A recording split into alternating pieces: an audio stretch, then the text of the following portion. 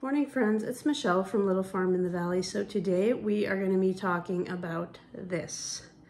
This is called a ginger bug, and as you can see from the bubbles, it's alive. So today we're going to be talking all about the ginger bug, what it is, why it's alive, how it's alive, and more importantly, what do we do with this thing? So what we do with the ginger bug is we make ginger ale or ginger pop or ginger beer.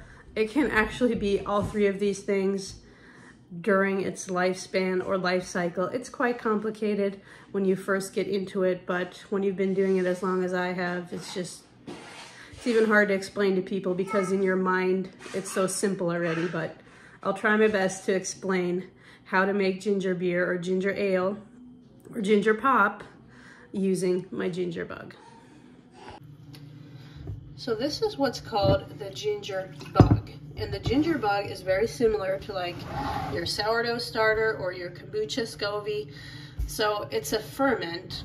And just like you keep your sourdough starter alive by feeding it flour and water, I keep this alive by feeding it sugar and ginger. I'm just gonna demonstrate about how I would do that. I'm supposed to do it every day, but of course it's usually every other day or just every day that I remember.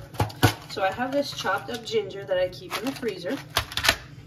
And all I do is throw in my sugar, about this much, a little scoop, and just a couple pieces of ginger at a time. Now I'm not going to feed it right now because I'm going to make my actual ginger ale, but after we're done making it, I will feed it. But this is what I would do every day or every couple days. Just throw in the ginger, the sugar, put the lid on, give it a little shake, and that keeps it alive. Now there is a way that you can start a ginger bug if you don't have one. Like I got mine from a friend, so I didn't have to go through that step of starting it. So I will post a picture of the recipe of how to start the ginger bug, and you can screenshot that recipe if you're interested. Now, I have never had to make my own ginger bug, so I honestly don't know how well it works, don't know how long it takes, because I just got mine from a friend and just had to keep building on this one instead of starting new. What you're seeing in here are raisins, and after I make it once a week, after I make the pop, we also add some raisins along with the ginger and the sugar. So it is a lot like kombucha in that sense. If you were starting your own kombucha starter, you would just take flour and water every day and feed it every day and discard some, and it's a little bit complicated. Same thing with this. If you don't know anyone that has one and you're starting from scratch, it's going to be a little bit more complicated than if somebody just gives you a part of theirs and all you have to do is continue to feed it. So I will post that recipe and you can try your luck with starting your own ginger bug.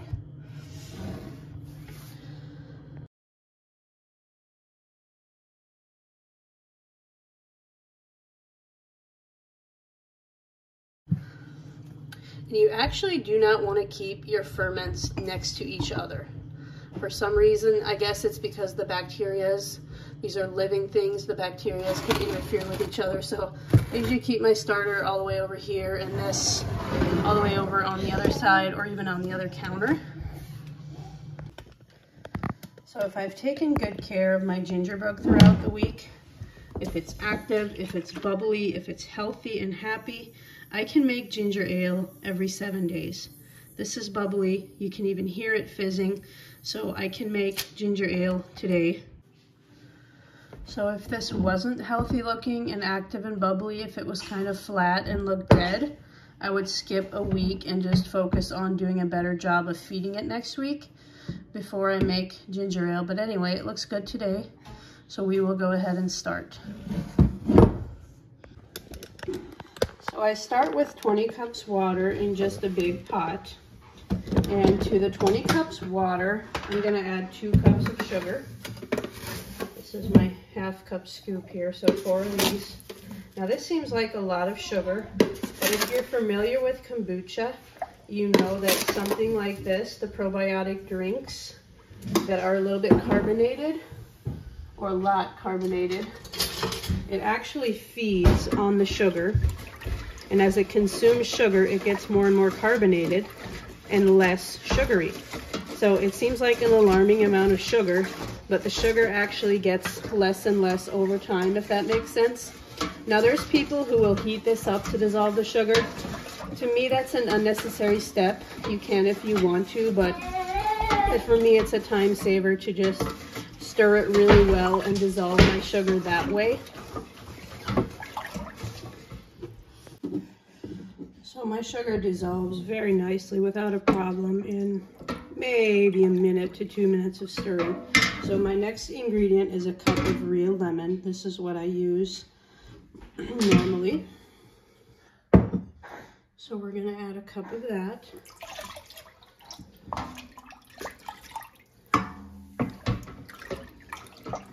Stir it in.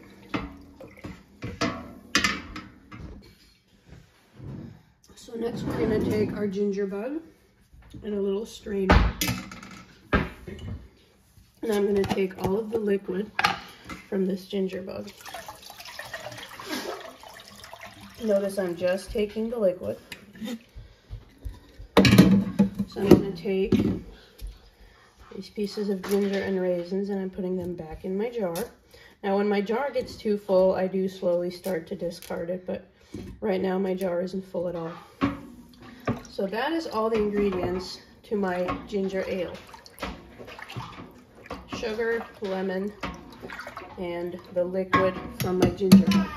So we're going to focus on taking care of our ginger bug for next week. We're going to fill it with water.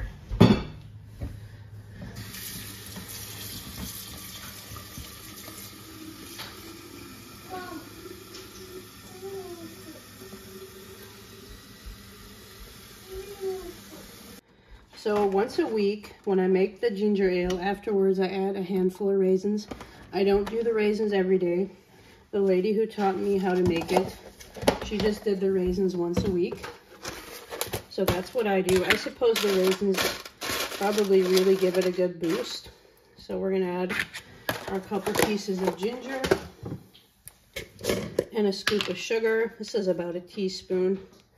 If your ginger bug is looking flat, just add more sugar. 1 to 2 teaspoons, or even a tablespoon if you want. So this is ready to go back on the counter, and hopefully I'll remember to feed it every day or every couple of days so I can make ginger ale again in 7 days. So at this point, our ginger soda is ready to be bottled. It is not ready to be drank yet, because if you were to drink this at this point, it would just be sugary and flat and sweet, and you would wonder what's the hype. So this is a fermented probiotic drink. In other words, it takes time. For me, it takes about 3 days for it to get really fizzy, and I keep it in these dark bottles. These were kombucha bottles that after they were emptied, we just cleaned out, and this is what we use for our ginger ale. So we're gonna bottle it in the bottles, and we're gonna set it aside for 3 days. Now, usually it's not that long of a wait because I still have a few bottles left over from last week. So that will carry me through for the next few days until this is ready. So we're gonna get this bottled. So you can actually either leave it plain. If you leave it plain and serve it with a wedge of lime and squeeze the lime juice in, it'll taste just like a squirt or a 7-Up soda. Today I'm gonna mix things up and I'm gonna add some pomegranate seeds. I'll do maybe 4 per jar. So that could change the color a little bit, or it will just change the flavor a little bit and be a little bit more fruity. I don't know if we'll get huge pomegranate flavor. If I took the juice from in here, maybe I will. Maybe I'll strain off the juice and add it to my mixture here. So last week I did cranberry, I think, cranberry flavor. So this week I'll try the pomegranate flavor.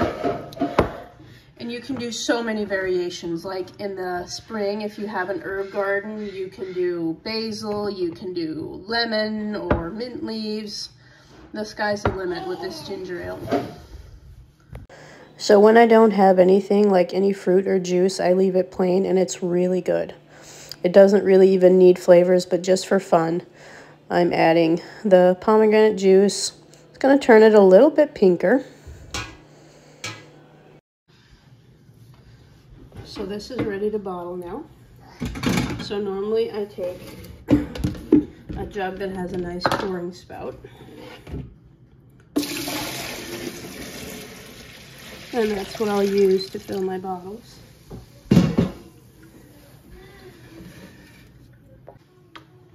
Well, I'm gonna need a lot more bottles than this. I usually get 12 to 15 bottles per batch. You don't want to fill it all the way up because remember, this is going to carbonate and have a little bit of fizz. So usually I stop around that line, close the lid tightly. Closing the lid tightly helps that carbonation build up.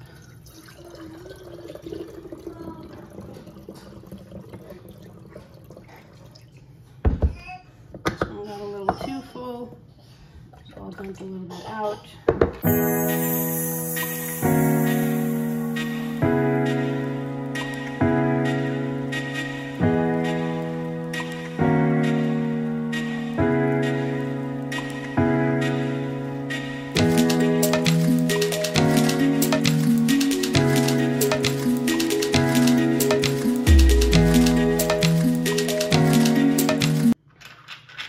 So now that we have everything bottled, we can set this aside in an out of the way place for a few days.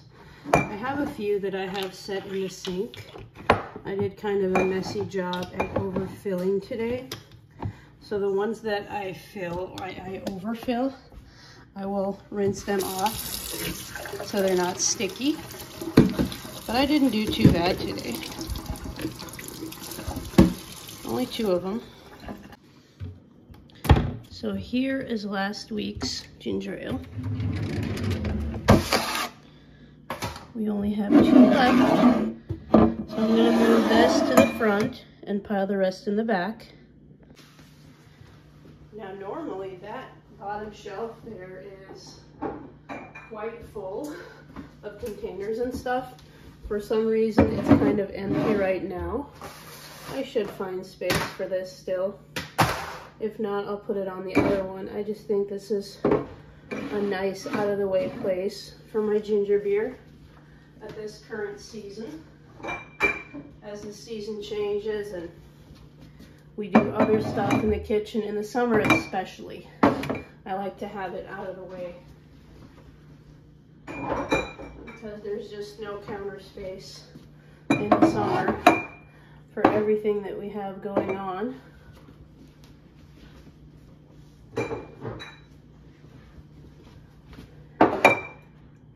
So today it looks like we got 15, 5, 10, 15. These two are from last week. So these are the bottles. This one still has a label. This is kombucha. Health Aid Plus is the name of it. Not sure if they still make this. We've had these bottles for years. I don't know if they can still be found or not, but there's our ginger beer. I'm gonna take one of these and show you what this is gonna look like in about 3 days. So this is 7 days old.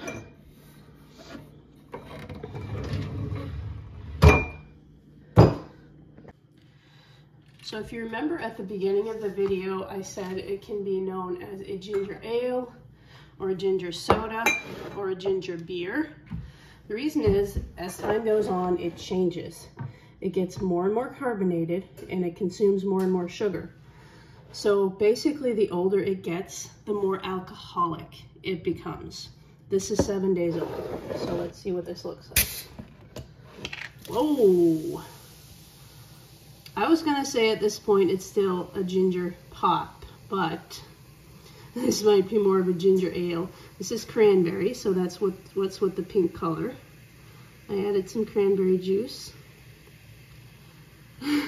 I was not expecting it to be that carbonated. Otherwise, I would have done it over the sink. So always be cautious.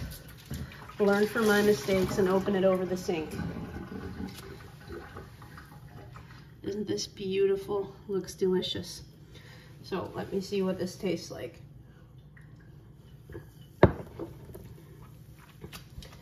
It's lost quite a bit of sugar, but it's not to the point quite yet where I would call it a ginger beer. It's getting close to that point, and I really don't like it anymore at this point. I can still drink it, but if this were to go another 5 or 7 days, this whole thing probably would have fizzed out, and what little you would have been left with would have been your ginger beer. So our sweet spot is kind of that 3 to 5 to 7 day mark, where it's still more soda-y and still a little bit sweet. This is getting to be borderline where this is at right now, but we just have the 1 bottle left now that I'm drinking this. When I serve it plain, like when I don't add any fruit or any fruit juice, I love to add the splash of lime, and that makes it taste just like a Squirt or a 7-Up soda.